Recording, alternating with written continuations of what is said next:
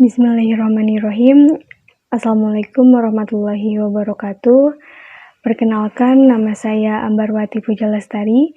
Saya mahasiswa dari Universitas Kuningan, program studi akuntansi. Pada kesempatan kali ini, saya akan mempresentasikan tugas mata kuliah analisis laporan keuangan yang telah saya kerjakan, yaitu mengenai analisis laporan keuangan pada perusahaan properti dan perumahan PT Bekasi Asri Pemula Tbk. Adapun poin-poin yang akan saya presentasikan yaitu mengenai yang pertama, analisis perbandingan neraca, analisis perbandingan laba rugi, rasio industri, common size, trend, DuPont, cross section, time series, dan yang terakhir yaitu mengenai analisis CSR. Oke, langsung saja. Sebelumnya saya akan menjelaskan sedikit mengenai PT Bekasi Asri Pemula Tbk. Di sini PT Bekasi Asri Pemula Tbk merupakan perusahaan yang bergerak dalam bidang perumahan, yang dimana perusahaan ini mulai beroperasi secara komersial pada tahun 2004. Perusahaan dan anak perusahaan memiliki serta mengelola proyek-proyek yang berlokasi di Serpong dan Bekasi, yaitu Bumi Serpong dan Taman Alamanda Regensi. Analisis yang pertama yaitu mengenai analisis perbandingan neraca. Dalam analisis perbandingan neraca ini terdapat total aset, total liabilitas, total ekuitas, dan juga total liabilitas dan ekuitas. Dalam analisis ini saya mengambil 5 kurun waktu, yaitu dari 2017, 2018, 2019, 2020, dan 2021. Nah, saya ambil contoh pada total aset.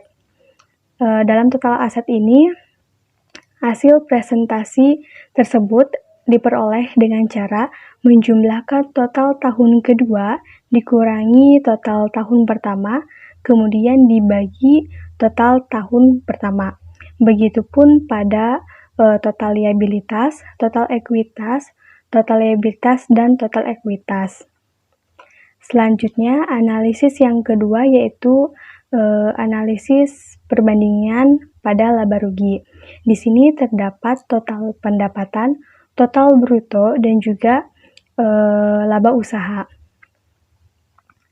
Analisis perbandingan laba rugi ini, perbandingannya dapat dicari atau presentasinya dapat dicari serta dihitung seperti kita menghitung pada analisis perbandingan neraca yang tadi. Saya ambil contoh pada total pendapatan. Total pendapatan 2018 atas 2017, yaitu cara menghitungnya dengan mentotal pendapatan 2018 dikurangi total pendapatan 2017, kemudian dibagi total pendapatan 2017. Begitupun mencari presentasi pada laba bruto serta laba usaha.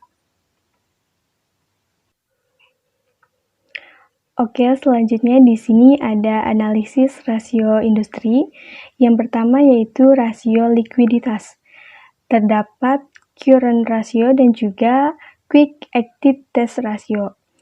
Yang pertama current ratio. Cara menghitungnya yaitu dengan cara total aktiva lancar dibagi dengan hutang lancar.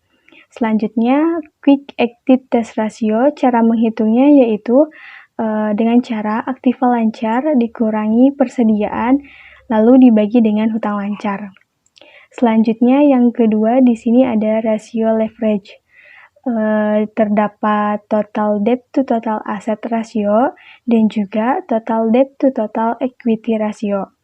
Total debt to total asset ratio menghitungnya yaitu dengan cara total hutang dibagi dengan total aktiva.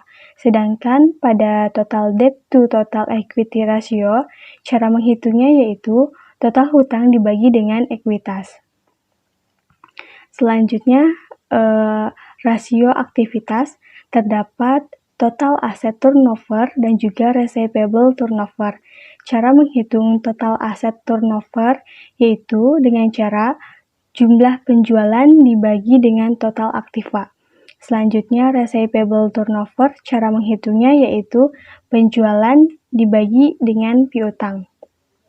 Dan yang keempat yaitu ada rasio profitabilitas. Yang pertama, terdapat gross profit margin dan juga profit margin. Dengan cara yang pertama, gross profit margin menghitungnya yaitu dengan cara laba kotor dibagi penjualan. Sedangkan profit margin yaitu dihitung dengan cara EBIT dikali 100% dibagi penjualan.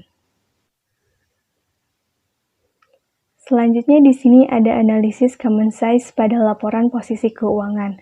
Untuk menghitung presentasinya, dapat dihitung dengan cara untuk aset, semua aset dibagi dengan total aset, dan untuk liabilitas, semua liabilitas dibagi dengan total liabilitas. Kemudian untuk ekuitas, semua ekuitas dibagi dengan total ekuitas. Selanjutnya di sini ada analisis common size pada laporan laba rugi. Dan untuk mendapatkan hasil presentasinya yaitu dengan cara pendapatan, laba bruto dan juga laba usaha dibagi dengan total pendapatan. Selanjutnya di sini juga ada analisis tren terhadap laporan posisi keuangan. Untuk mendapatkan hasil presentasinya dapat dihitung dengan cara semua tahun pertama, kedua hingga tahun kelima dibagi dengan tahun pertama atau tahun dasar. Seperti contoh misalnya pada tahun 2017 dibagi dengan tahun 2017, 2018 dibagi dengan tahun 2017, 2019 dibagi dengan tahun 2017, 2020 dibagi dengan tahun 2017, 2021 dibagi dengan tahun 2017. Adapun gambar grafik jika digambarkan pada grafik kurang lebih seperti ini. Selanjutnya di sini ada analisis tren laporan laba rugi. Nah, untuk menghitung presentasinya juga sama dengan menghitung pada analisis tren laporan posisi keuangan, yaitu total semua tahun pertama, kedua, ketiga, keempat, serta kelima dibagi dengan total tahun pertama. Selanjutnya, di sini ada gambar grafik jika laporan analisis tren laporan laba rugi digambarkan dalam grafik. Terus selanjutnya di sini ada analisis DuPont. Nah, analisis DuPont ini kemudian akan menghasilkan ROE pada perhitungan setiap tahunnya. Di sini saya ambil contoh pada tahun 2017. Selanjutnya di sini ada analisis cross section. Nah, dalam analisis cross section ini saya mengambil 4 perusahaan di bidang yang sama untuk perbandingan, yaitu ada PT Jaya Real Property Tbk, PT Metropolitan Land Tbk, PT PP Property Tbk, dan PT Pollux Property Indonesia Tbk. Nah, untuk mencari rata-rata ROA, aritmatikanya dapat dihitung dengan cara ROA tahun pertama sampai dengan tahun kelima dibagi dengan 5 tahun. Dan untuk rata-rata aritmatika, nilai bukunya dapat dihitung dengan cara nilai buku tahun pertama sampai dengan tahun kelima dibagi dengan 5 tahun. Selanjutnya, dan untuk memperoleh nilai bukunya dapat dihitung dengan cara ekuitas dibagi dengan saham yang beredar. Dan untuk menghitung rata-rata ROA tertimbangnya dapat dilakukan dengan cara menghitung ROA tahun 2017 dibagi dengan total ROA selama 5 tahun, kemudian dikali dengan ROA tahun 2017. Begitupun juga seterusnya. Selanjutnya di sini ada menghitung median. Untuk menghitung mediannya yaitu ROA tahun pertama sampai dengan tahun kelima, dan juga untuk nilai bukunya yaitu nilai buku tahun pertama sampai dengan nilai buku tahun kelima. Oke, selanjutnya di sini ada analisis time series. Nah, dalam analisis time series ini terdapat ROA perusahaan dan ROA industri dalam 5 perusahaan tadi. Berikut juga grafik dari analisis time series.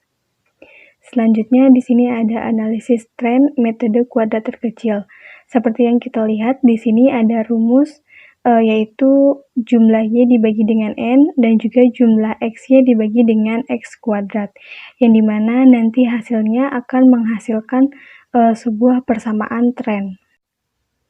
Selanjutnya di sini ada analisis CSR, yang dimana sebagai wujud kepedulian dan tanggung jawab perseroan terhadap lingkungan, perseroan melaksanakan program CSR di bidang kebersihan lingkungan dengan cara perbaikan sarana jalan dan santunan anak yatim.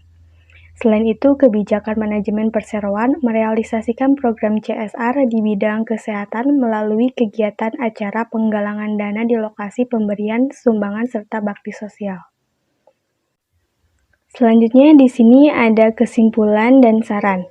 Dari analisis tadi dapat dilihat bahwa terjadi penurunan pencapaian di tahun 2018.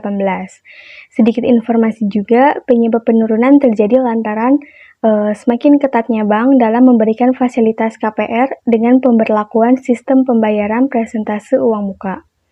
Walaupun demikian, pihak Persero diharapkan tetap mengembangkan pembangunan rumah menengah yang sederhana. Oke, selanjutnya berdasarkan pemaparan yang telah saya jelaskan, di sini saya menarik kesimpulan bahwa analisis laporan keuangan pada industri properti dan perumahan PT Bekasi Asri Pemula Tbk yang telah saya kerjakan dapat memberikan informasi yang bermanfaat bagi pengguna laporan keuangan, di mana dengan analisis yang telah dilakukan, kita dapat mengetahui perubahan posisi laporan keuangan perusahaan pada periode tahun 2017 sampai dengan tahun 2021, serta mengetahui kinerja manajemen perusahaan tersebut. Sekian presentasi dari saya. Wassalamualaikum warahmatullahi wabarakatuh.